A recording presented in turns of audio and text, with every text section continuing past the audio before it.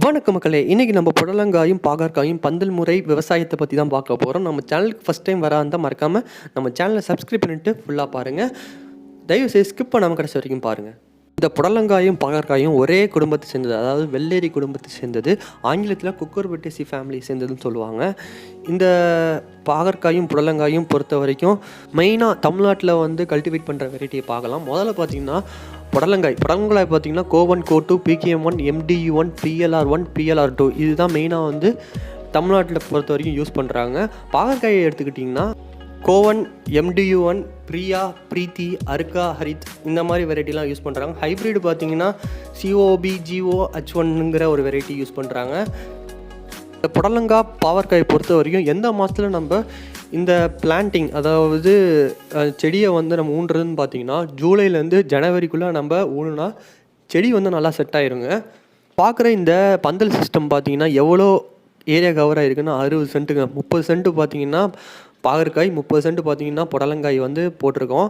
இந்த மாதிரி தான் வந்து பந்தல் சிஸ்டம் ஒரு சின்ன ஏரியாவில் நம்ம ஈஸியாக வந்து கவர் பண்ணிக்கலாம். இந்த மாதிரி ஒரு 60 சென்ட்டில் பண்ணுறது பார்த்திங்கன்னா மெயின்டெனன்ஸ் ரொம்ப கம்மியாக இருக்கும். நல்லா வந்து கேர் எடுத்து நம்ம ஒவ்வொரு செடியும் நம்ம ஈஸியாக பார்க்கலாம். நெக்ஸ்ட்டு பார்த்திங்கன்னா இந்த பாகற்காய் புடலங்காய் பொறுத்த வரைக்கும் 2 முறையில் நம்ம வந்து நடவு செய்யலாம். முறை பார்த்திங்கன்னா சீடில் பண்ணலாம்.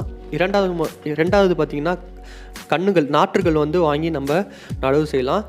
இந்த சீடு மூலயமா பண்ணுறது பார்த்திங்கன்னா நம்ம சீட் ட்ரீட்மெண்ட் பண்ணால் ரொம்ப சூப்பராக இருக்கும். சீட் ட்ரீட்மெண்ட்லாம் எது இதில் பண்ணலான்னு பார்த்திங்கன்னா ட்ரைகோடர்மா விரிடி, சூடோமோனாஸ் ஃப்ளோரசன்ட் இந்த மாதிரி பயோ இனாகுலண்ட்டை வச்சு நம்ம சீட் ட்ரீட்மெண்ட் பண்ணால் ஜெர்மினேஷன் பர்சன்டேஜ் வந்து ரொம்ப ரேப்பிடாக இன்க்ரீஸ் ஆகும். அது மட்டும் இல்லை, இதில் ஃபங்கல் இன்ஃபெக்ஷன் இல்லை ஒரு நோய் ஏதாச்சும் வந்தாலும் சீடுக்கு அதை வந்து தடுக்கப்படும். இந்த ட்ரைகோடர்மா விரிடி சூடோமோனாஸ் ஃப்ளோரசன்ட் நல்லா வந்து ஒரு பூச்சி வெரைட்டியாகவும் நோய் வெரைட்டியாகவும் இருக்கும். அது மட்டும் இல்லாமல் நம்ம இன்னொரு முறை சொன்னோம்ல, நாற்றுகள் வந்து என்ன முறையில் வந்து நாற்றுகள் வந்து ரெடி பண்ணலான்னு பார்த்தீங்கன்னா ப்ரோட்ரேயில் வந்து நாற்றுகளை ரெடி பண்ணலாம். ஒரு ப்ரோட்ரேக்கும் ஒரு சீடு வந்து வீதத்தில் நம்ம எடுத்துக்கிட்டால் கிட்டத்தட்ட ஒரு 15 நாளாக வந்து அந்த நாற்றுகள் வந்து நல்லா வந்து செடியாக மாறிடும்.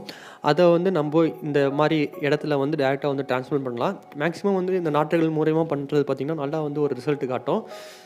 நம்ம பந்தல் முறையில் தான் பண்ணுறோம். அதாவது பாகற்காயும் புடலங்காயும் பந்தல் முறையில் பண்ணும்போது இடைவெளிகள், அதாவது ஒரு செடிக்கு இன்னொரு செடிக்கு இடைவெளிகள் எவ்வளோ இருக்குன்னா 2.5 × 2 மீட்டர் இடைவெளி இருந்தால் ரொம்ப நல்லது.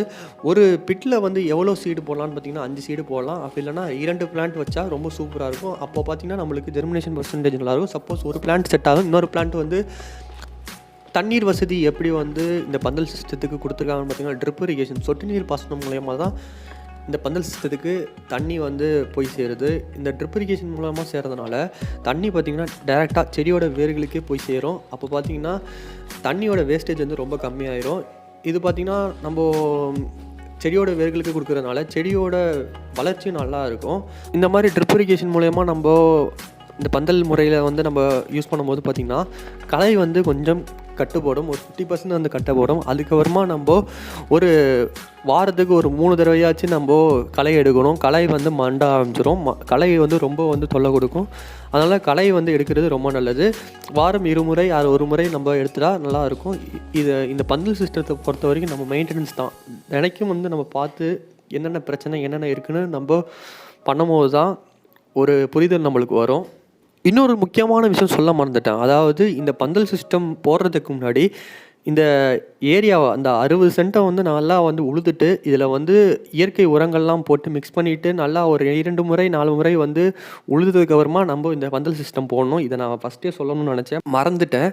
நெக்ஸ்ட்டு நீங்கள் பார்க்குற இந்த புடலங்காய் பாகற்காய் பார்த்தீங்கன்னா முழுக்க இயற்கை முறையில் விளைஞ்ச பாகற்காய் மற்றும் புடலங்காய்ங்க. இதில் பார்த்திங்கன்னா கெமிக்கலுங்கிறது எதுவுமே கிடையாது. இயற்கையினால் கொஞ்சம் வந்து பூச்சி மற்றும் நோய் வந்து கொஞ்சம் கட்டுப்படுத்துறது கொஞ்சம் சிரமமாக இருந்துச்சு. மற்றபடி பார்த்திங்கன்னா காயோட பிடிப்பு, காயோட தன்மைகள்லாம் பாருங்கள் எவ்வளோ அற்புதமாக இருக்குது. இந்த பாகற்காயும் புடலங்காயும் பொறுத்த வரைக்கும் 30 சென்ட்டில் போட்டிருக்கோம். எவ்வளோ கிலோ வந்து அறுவடை பண்ணுறாங்கன்னு பார்த்திங்கன்னா ஒரு 50லேருந்து ஒரு 60 கிலோ அறுவடை பண்ணுறாங்க. இப்போ நீங்கள் பார்க்குறது பார்த்திங்கன்னா பாகற்காயில் வரக்கூடிய ஒரு ஃபங்கல் இன்ஃபெக்ஷன், அது மட்டும் இல்லாமல் ஒரு இன்செக்ட் இன்ஃபெக்ஷனுங்க. இந்த மாதிரி நீங்கள் பார்த்தீங்கன்னா பிடுங்கி போட்டுருங்க. இது வந்து பழுத்த பாகற்காய் கிடையாதுங்க. இது வந்து ஒரு நோய்வாய்ப்பட்ட இன்செக்ட் அட்டாக்கான பாகற்காய்ங்க. பார்த்தீங்கன்னா பிடுங்கி போட்டுருங்க. மேக்ஸிமம் வந்து இந்த மாதிரி விஷயங்களை வந்து கட்டுப்படுத்துறது, இயற்கை முறையில் கட்டுப்படுத்துறது தான் ரொம்ப வந்து சிறந்தது. கெமிக்கல் முறையை வந்து தயவுசெய்து தவிர்க்குங்க.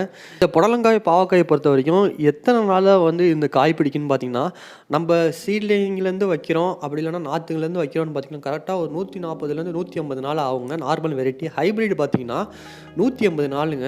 இது பார்த்தீங்கன்னா பாகற்காய் மற்றும் புடலங்காய் இரண்டுமே ஒரே டைமில் தான் வரும். 140லேருந்து 150 நாள் ஆகுங்க இந்த மாதிரி ஒரு கம்ப்ளீட் ஒரு காய் வரத்துக்கு.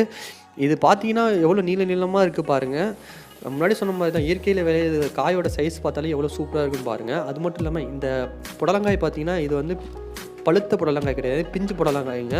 நீங்கள் உடச்சிங்கன்னா அந்த சவுண்டு டொக் அந்த மாதிரி சவுண்டு கேட்குங்க, நல்லா சூப்பராக இருக்கும். அது மட்டும் இல்லாமல் இந்த பந்தல் சிஸ்டம் புடலங்காய் மற்றும் பாவக்காய் பொறுத்த வரைக்கும் நம்ம கொடுக்கக்கூடிய கேர் அண்ட் மேனேஜ்மெண்ட் தாங்க. தினைக்கும் வந்து ரெகுலராக செக் பண்ணி என்னென்ன பிரச்சனை இருக்குதுன்னு தினைக்கும் பார்க்கும்போது தான் நம்ம ஒரு 140 நாள் கழித்து பார்த்திங்கன்னா இந்த மாதிரி காய் தன்மை வந்து கிடைக்கும்.